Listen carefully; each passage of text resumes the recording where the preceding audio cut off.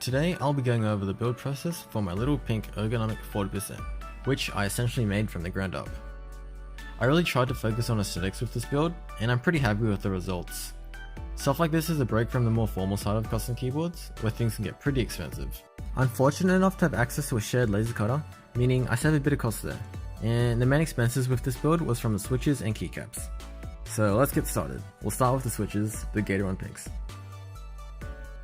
So stock, the Gateron Pinks look pretty nice, but I reckon the milky tops don't complement them too well, so we're going to dye them pink.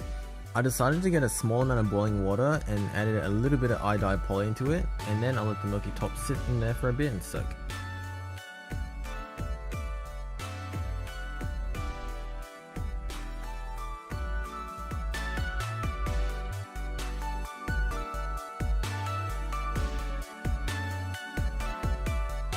Monitoring them is super important because it's fairly sensitive and easy to oversaturate them. Now, while the tops are sitting in the dye, let's cover what I did with the acrylic. I used 60cm by 30cm worth of frosted pink acrylic, and I cut out each layer I needed using a laser cutter. For the top piece, I etched out a little bit into the underside so I could fit an M3 male grob bit into it. I reckon planning out the design is the most important part, because how well the actual product is reflects on the small details and amount of effort put into the design. So this is what it looks like all stacked together. I used a little bit of super glue to secure the hex spaces into the top piece, and from there I stacked the rest of the 3D acrylic. So the screws I'm using are actually gold countersunk ones, and they have a diameter of around 5mm. So what I'm going to do is with the bottom piece of acrylic is cut the hole out to 4.7mm, that way the screws can sit as flat and flush as possible. This is a 3mm plate, but I actually did something special with it. So I etched out 1.5mm, which let me clip in switches. Now with hand wire builds, this is really convenient because you normally don't have anything securing the switches down. So with this clip-in functionality, it actually helps me whenever I'm taking keycaps off. In most hand wires I've seen, people just glue down the switches when they use a thicker plate, but since I etched it out, I don't need to do this. So because I'm etching it out, I'm actually able to use plate mount stabilizers really easily. Normally when you use a thicker plate, there isn't enough clearance between the wire, so you'll have that interfering and the stabilizer won't actually function properly. To match the aesthetic, I'm actually using a 2-year gold spirit wire. I also found with plate mount stabilizers, if you can find a way to secure them down, it'll make them a lot better. So in this case, I'm just going to use some super glue. The unfortunate thing sometimes is when you're working with acrylic, you won't get straight cuts, and that depends on how well maintained the laser cutter is. Some of my cuts also came super close to the edge, and the acrylic becomes fairly translucent if you do this. I don't recommend it, but it actually helps my build a little bit here because you can see the gold from the hex spacer. I've also left a lot of space for the USB port because I'm doing something special with the PCB. I'm not too pleased with how wide it is, but I don't think there's anything I could have done.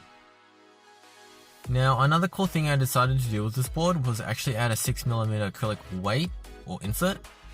You don't see this initially, but I feel like it really adds a little bit of depth and personality to the board. I etched out my Japanese/skitty design onto the 3mm frosted acrylic piece, and then I etched out a further 3mm around the perimeter of the piece.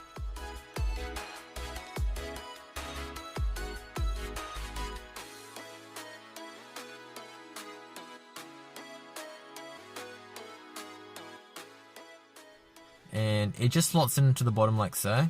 I'll show it a bit later, but it actually holds in place using 4 3mm screws. To give the board a bit of angle, I'm using 2 pieces of 3mm acrylic. One of them has a nut glued into it so it can grip into the M2 screw. I'm not too sold on the white acrylic or the way the board is given angle, but it works. I tried to control the colors as best as possible with this build. As you can tell, I'm using gold, pink, black, and white. Overall, the 6mm is held pretty well into the pink piece. The M3 screw threads are 3mm-ish, so I made the holes 2.8mm. That way there's a little bit of extra friction to help get the screws to stay. So that's pretty much everything to do with the bottom piece of the board. I think it's overall a great aesthetic. It has a nice range of pink and frosted white, and the glistening gold from the screws give it that extra bit of glamour. Now back to the switches. So I ended up using 205G0 mixed with BPF 1506, and I got it down to a nice thin consistency, which I was happy with. I did this because I didn't like the way the stock lube felt with just the 65-gram springs. It made them feel too lagged to me, so I just needed to water it down a little bit.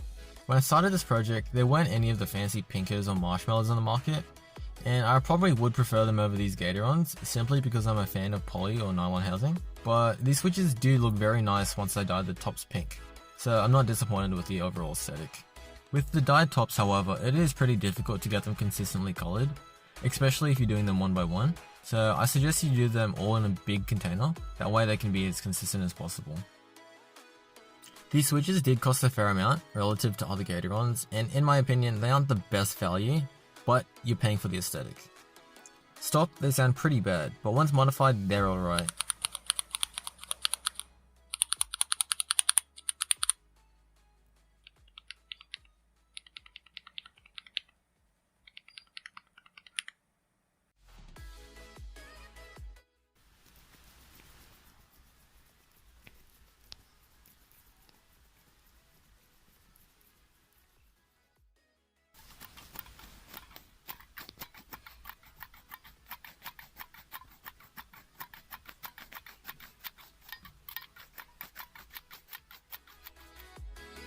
The gold-plated Gateron springs are just really annoying there.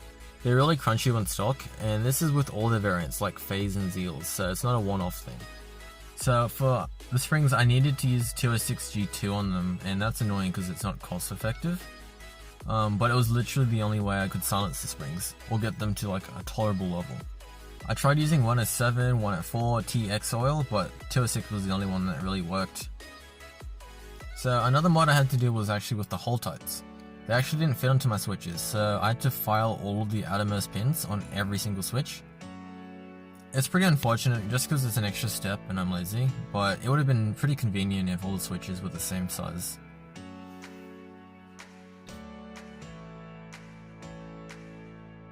Similarly, I'm actually going to use SIP sockets for my diodes because it's the easiest way I could maintain a conductive connection. And for that extra wow factor, I'm going to use some Russian R9 case signal diodes. Normally people would use 1N4148 diodes, but I wanted something more fancy. Functionality wise, there isn't any real difference, they all let signal pass, so it doesn't matter.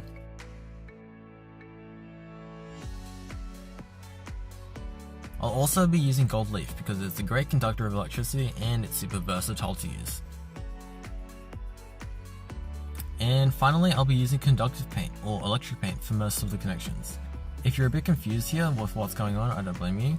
But this is kind of just an unorthodox proof of concept. I'm going to be making a minimal solder circuit board. I probably should have gotten a real PCB, but I really wanted to see if this conductive paint could be used when I'm making mechanical keyboards.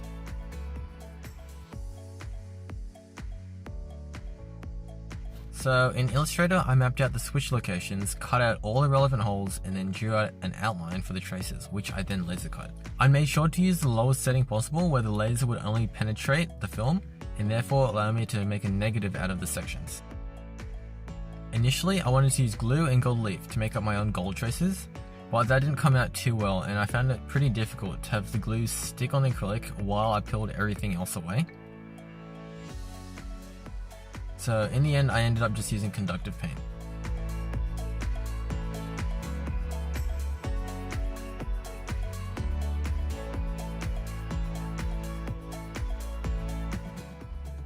The ones I did properly came out clean and precise. There were a couple that I had to go over again freehand because they didn't come off well. They're a little messy, but they still get the job done.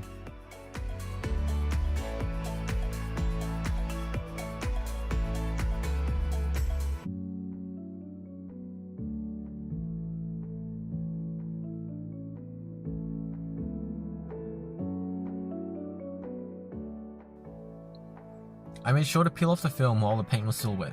Otherwise, if it was dry, I risked the chance of it peeling and flaking off when I peeled the film.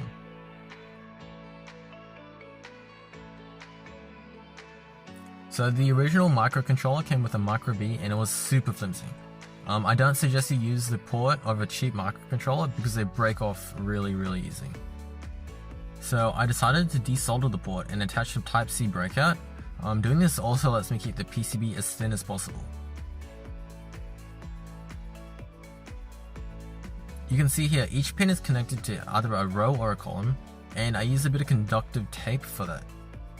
I also used the thinnest magnetic wire I could find, that way I can keep it as minimal as possible. Also, I had to install a tech button, that way I had an easy way to reset the microcontroller. If you haven't noticed already, the controller will be sitting directly under the keyboard plate, so I had to be really careful with my clearances. And once this PCB is installed, it's kind of difficult to fix anything because the controller is on the other side. So you can see little bits of gold sticking out of the white acrylic. Those are actually the SIP sockets mentioned earlier. They're relevant to the keyboard's rows and are on the underside of the PCB. It's pretty unappealing, but you can kind of see my failed attempt at using gold leaf. Some of the places are bare and other places have gold outside the boundaries. I tried going for an aesthetic underside where the red of the diodes would complement the heaps of gold stars, but I ended up failing the execution. I had to connect each diode manually by wrapping the leg around with a thin wire. Doing so made sure I had 4 rows that were completely connected.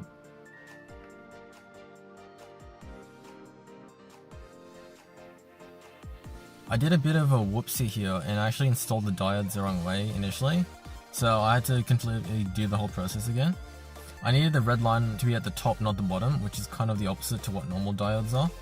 Not many people know about these fancy alternatives. Like the red, white and clear of the diodes look so much nicer than the normal diodes you can get, and it gives you that extra flex factor. The diodes, however, actually add an extra amount of depth. This turned out to be really annoying for me because my 6mm acrylic insert got in the way, and the diodes ended up preventing me from closing the case. So that's why you see that extra piece of rubber gasket at the bottom. I just needed that extra clearance, so I had to put something there. I put the Holetites into the PCB, as well as some onto the switches, and I made sure they aligned right just before I pushed them together. And this was really satisfying, having everything fit nicely in place.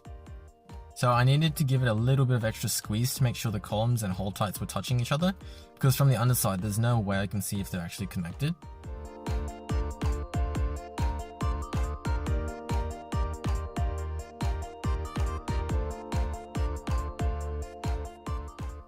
Now with the rows, you kind of want each leg to have one side connected to the diode. This is where the gold leaf becomes really useful. I ended up stuffing each hole with a bunch of this stuff, and it ensured the pin was able to pass a signal to the diode using the gold leaf as a medium. This kinda in a way makes the build hot swappable.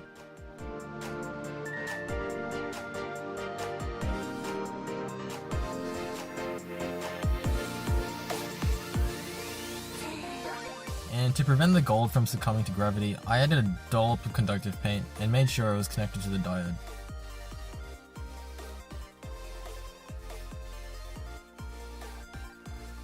Throughout the whole process, I was using a multimeter to ensure there were actual connections and currents being passed along. I did this several times to make sure everything was working as intended. And when all the columns and rows were fine and good enough, I decided to flash the microcontroller. I did this using a hex file I made with KB Firmware Builder, and finally QMK to flash the hex file. To test the switches were actually outputting something, I bridged the 2 pins from the underside to see if key press would register or not.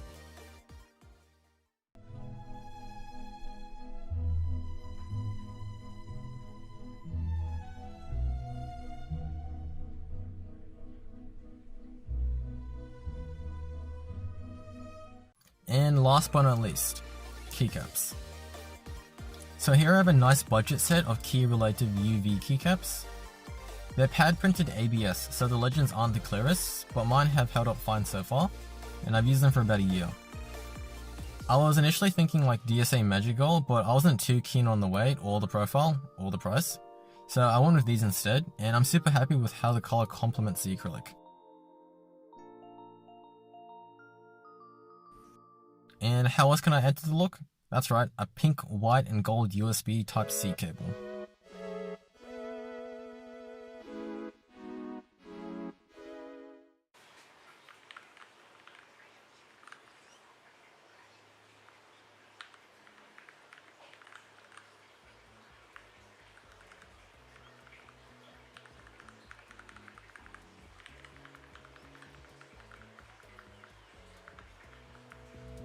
And that's pretty much the build. Thank you for making it this far into the video. I hope you found it entertaining enough. To conclude, here's a few more glamour shots and close-ups for your enjoyment.